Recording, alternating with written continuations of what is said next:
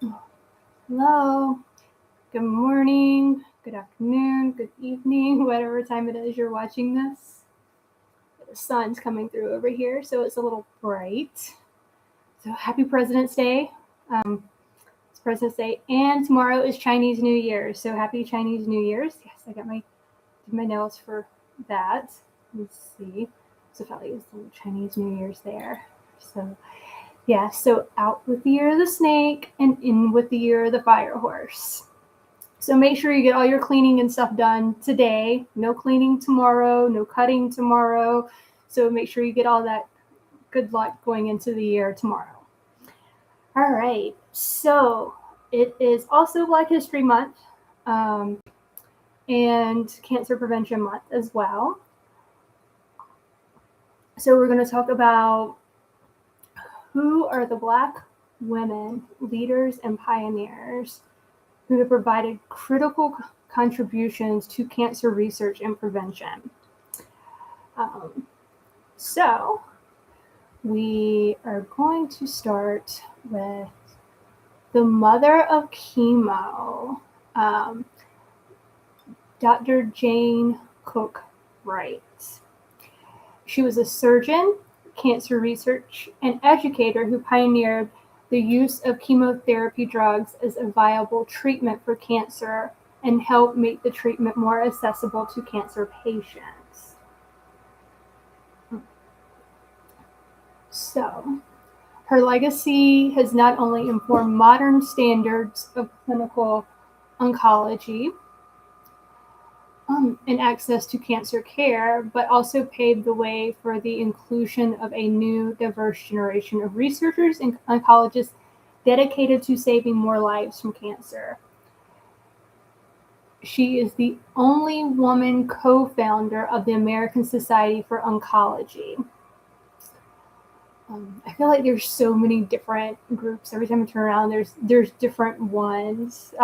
It's the same thing in veterinary medicine, but it's just all these little groups, organizations. I say groups, organizations that are created. Her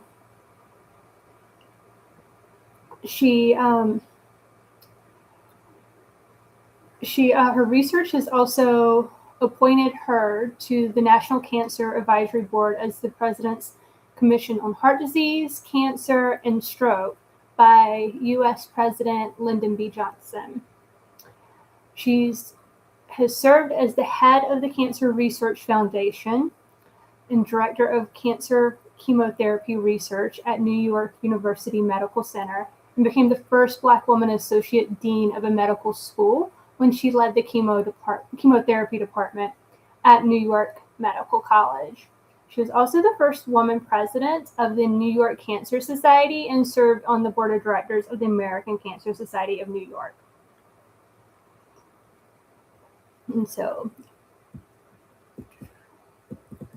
then we have Dr. Lori Pierce. She is a radiation oncologist and professor who has dedicated her career to the treatment of breast cancer patients. She was the first Black president of the American Society of Clinical Oncology. See, there we go. She focused on improving equitable cancer care for every patient. She was also elected to the National Academy of Medicine for her research in developing radiation treatments for breast cancer and her efforts to draw women and people of color into medicine. To improve patient outcomes, she worked her work has addressed barriers to cancer care and the needs of underserved communities and helped develop recommendations to broaden eligibility for clinical trial participations. She is currently Vice Provost for Academic and Faculty Affairs at the University of Michigan and Director of Michigan's Oncology Quality Consortium. All right. And then last but definitely not least, we have Dr. May Edward Chen. She is a pioneer in the field of cancer early detection. So she's dedicated herself to saving lives and helping the Harlem community. And she also helped develop the Pap Smear to test for cervical cancer in the early 1930s. It's an innovation that has saved an immeasurable number of lives and forever changed how we prevent and detect cervical cancer. She was also the first woman she was the first Black woman to graduate from Bellevue Hospital Medical College, now known as New York University School of Medicine. And she was also the first Black woman to intern at Harlem Hospital. But regardless of her skills and achievements, she was denied admitting privileges because of her race and thus opened her own practice in Harlem in 1928.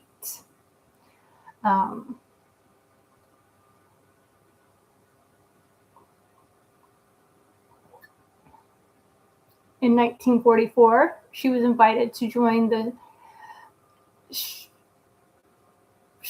Strang Cancer Clinic at Memorial Hospital. I guess that's how you pronounce that.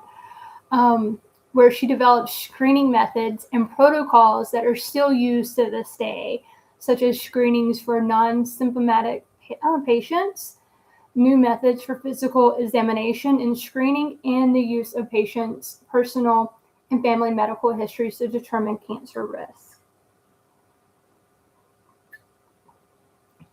So, yes, those are women. Those are our women doctors that Black women doctors that have done something and helped pioneer cancer research, critical things that are needed for today, or today's use. Next week, we are going to talk about someone special who has done so much in the medical field, period. It's going to be very bittersweet, but yes, we'll talk about that. Also, I forgot to ask you guys, I realized, what were you drinking today? I have my London Fog with steamed grass-fed milk and Miss Gray from Peak Tea with my organic stevia. And vanilla. I'm out of vanilla, so I can't quite say it's the London Fog, but yes, close enough. Anyways, also, I got Bentley's rug finished. His latch hook rug was working on. I got it finished. I have a picture of him laying on it. Let me see if I can pull that up real quick.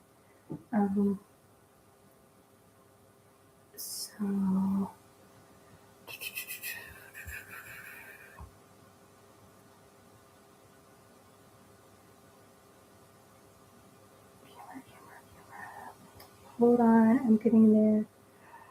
Sorry. So, yes, there's a picture of him laying on it. You can see a better picture. This picture is also on his Insta at